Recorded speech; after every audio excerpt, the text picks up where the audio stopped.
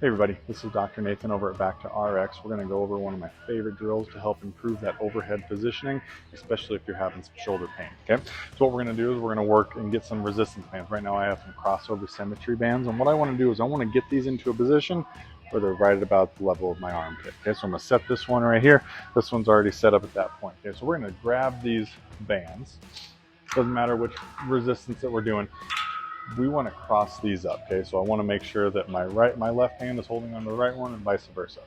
So what we're going to be working on with this motion is we're going to be rowing, rolling, and pulling. So what I mean by this is we're going to row and we're going to bring our thumbs into our armpits, okay? So it's the initiation of the movement.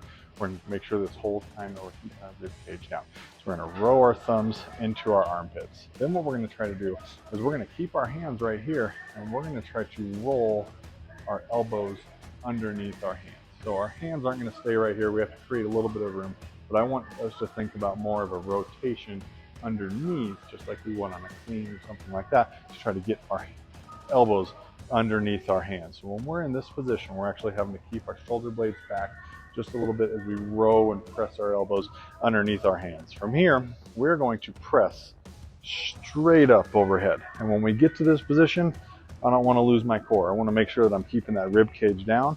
We're going to come back down and we're just going to reverse the motion. So it's a row, roll our elbows underneath our hands, and we're pressing straight up overhead. And when we're up overhead, what we're trying to do is we're trying to resist the bands from wanting to pull our hands forward. We're going to keep these straight up overhead. I'm not shrugging my elbows up, because what we'll find out is when my elbows start to shrug up, I'm going to start to tip my hands forward.